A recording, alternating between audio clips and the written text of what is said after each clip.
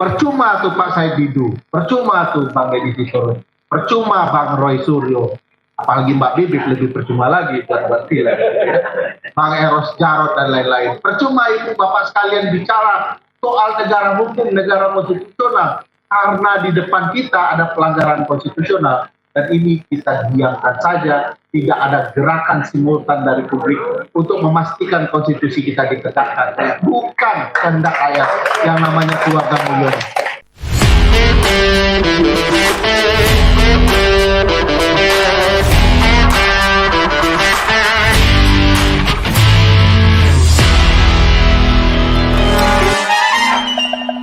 Nah, kalau kita bicara pendekatan konstitusional, pasal 7A, pasal 8 Undang-Undang Dasar, pemakzulan itu pasti diperbolehkan secara konstitusional.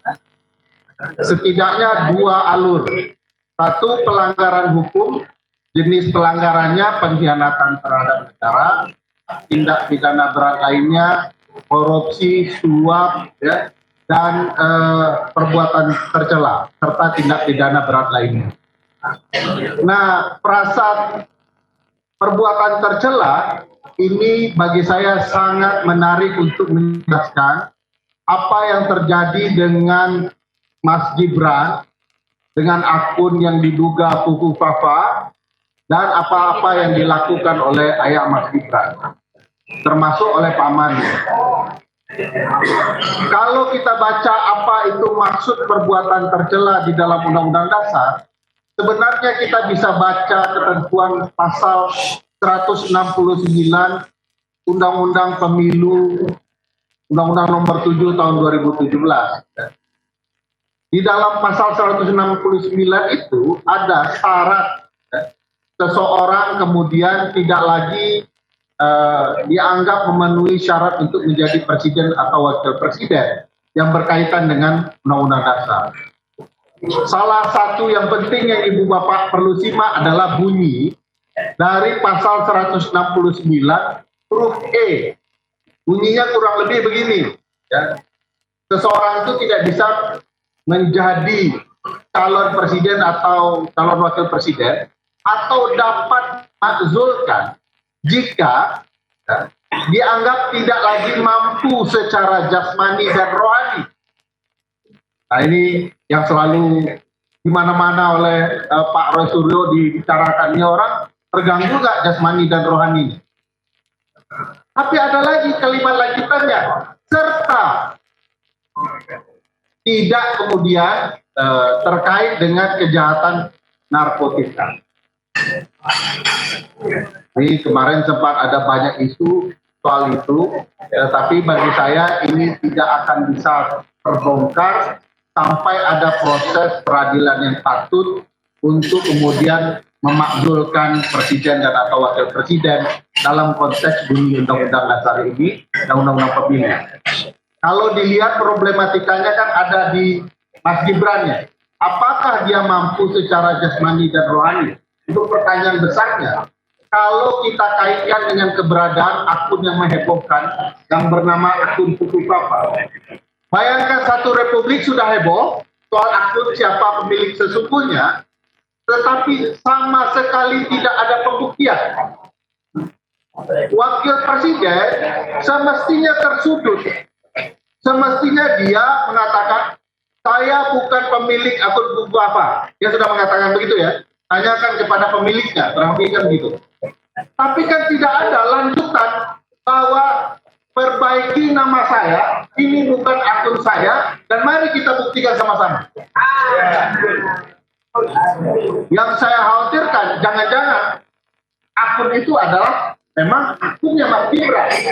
Kalau pakai kemampuan dari netizen di media sosial, netizen sudah membuktikan dalam konteks versi mereka bahwa akun ini dimiliki oleh seseorang yang patut diduga adalah Mas Gibran. Sebagai wakil presiden dan berbagai para pendukungnya, sama sekali tidak ada terbersit untuk membuktikan sebalik. Jadi sudah ada nih nuansa bahwa tudingan bahwa dia adalah pemilik akun kubu Bapak tidak mampu dibantah oleh wakil presiden, para pendukungnya, bahkan oleh negara. Nah, timbul pertanyaan besar, bagaimana membongkar kebenaran? Yang saya paham dengan Mbak Bibip adalah prosedur hukum. Harus ada upaya pembuktian. Nanti langkahnya bisa sangat politis, tapi yang kami paham adalah prosedur hukum. Kalau kemudian gejolak politik di parlemen sudah didominasi oleh lawan-lawannya Bang Deddy, pilihannya menurut saya adalah publik luas menempuh jalur hukum yang mengeluarkan catatan publik soal akun ini, dan apakah dia sudah terpenuhi ya, unsur-unsur telah melanggar konstitusi dan melakukan perbuatan tercela yang dilarang oleh konstitusi, dibuat, ditulis, ya, dan kita serahkan ke Bang Deddy. Jadi kita buat nih, tulis dengan benar bahwa ini ada pembuktiannya. Nanti Bang Roy Suryo ya, Pak Roy Suryo nanti menjelaskan secara teknologinya, kita tulis argumentasinya, nanti rame-rame kita serahkan ke parlemen. Nah, kita tunggu apakah gerakan parlemen akan berlanjut dengan gerakan publik, itu lain lagi. Tapi kalau gerakan parlemen harus berlanjut di parlemen untuk kemudian dihantar ke Mahkamah Konstitusi, menurut saya penting. Kenapa penting? Kalau kemudian data dan penjelasan ilmiah soal keterlibatan akun kubu Papa yang kemudian dikatakan telah melakukan perbuatan tercela yang tidak patut dilakukan oleh wakil presiden, itu dibawa ke forum privilegiatum namanya, forum khusus di Mahkamah Konstitusi, maka di sana mungkin kita bisa bongkar berbagai kejahatan pemilu lainnya yang dilakukan oleh kubu Bapak maupun oleh bapaknya. Ini penting juga tuh Bang Deddy, selain memastikan publik juga menekankan ini untuk disuarakan lebih besar gaungnya, juga parlemen memastikan ada upaya secara parlemen bahwa bukti-bukti ini harus diselidiki oleh parlemen dan nanti akan berlanjut ke Mahkamah Konstitusi. Kita kan mau dengar di Mahkamah Konstitusi apa pembelaannya, kok nomor teleponnya sama, kok kalau dikirim mengarah kepada nomor teleponnya, kok nomor telepon itu terdaftar ketika dia mengajukan diri menjadi wali kota Solo. Bagaimana dia membantah?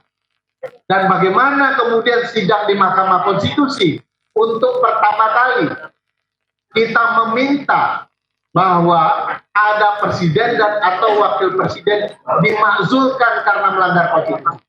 Kalau enggak, pasal ini tidak pernah akan terpakai. Sekaligus menarik ya, apakah Uncle Usman akan terlibat lagi atau tidak terlibat? Ini pertimbangan Uncle Usman ini penting untuk menarik gejolak publik, Bang Deddy, karena keterlibatan Uncle Usman meloloskan keponakannya itu memancing gaung publik untuk bersatu. Ya, makasih juga ke Uncle Usman itu. Publik tiba-tiba bergerak, tidak diam, ya, mempermasalahkan itu. Siapa tahu kalau perkara ini diajukan ke Mahkamah Konstitusi, Uncle Usman kan bingung ya, mau bela ponakan sudah kadung ketahuan gitu ya, atau kalau mundur nanti keponakannya bisa di-impeach. Dan menarik juga bagi saya kalau kasus ini sampai ke MK, kita lihat sejauh mana dominasi keluarga ini. Nah, ini catatan penting, besok pagi super penting bagi publik. Kenapa super penting? Karena besok pagi akan memperlihatkan apakah dominasi dinasti Mulyono masih bisa mengendalikan berbagai permainan politik atau tidak. Ngaku-ngakunya sudah ada 80 calon kepala daerah meminta support dari dia. Kalau data yang kami telusuri hanya 20 saja. Kalau bisa 20-20-nya pastikan kalah. Karena itu akan membantu Pak Prabowo percaya diri bahwa dia adalah presiden. Kalau tidak, dia tidak akan pernah bisa percaya diri bahwa dia presiden. Dia akan merasa dia jadi presiden karena pertolongan Mulyono. Saya juga heran, walaupun pertemuan di luar negeri kemarin sangat penting, ya ada OPEC, ada COP dan segala macam gitu ya, yang sangat penting untuk dihadiri seorang presiden. Tapi kemarin itu seolah-olah memberi panggung bagi presiden lalu dan anak presiden untuk kemana-mana. Salah satu kebohongan anak presiden yang menurut saya menarik sebagai sesuatu yang kita telusuri, jangan-jangan memang Pak Prabowo ini belum merasa dirinya sebagai presiden, adalah ketika pernyataan dari Mas Gibran yang mengatakan segala program adalah program presiden. Nah, presiden yang mana belum tahu kita. Dia bilang begitu, bahwa kita akan menjalankan program presiden. Tapi yang dia launching adalah lapor wakil presiden.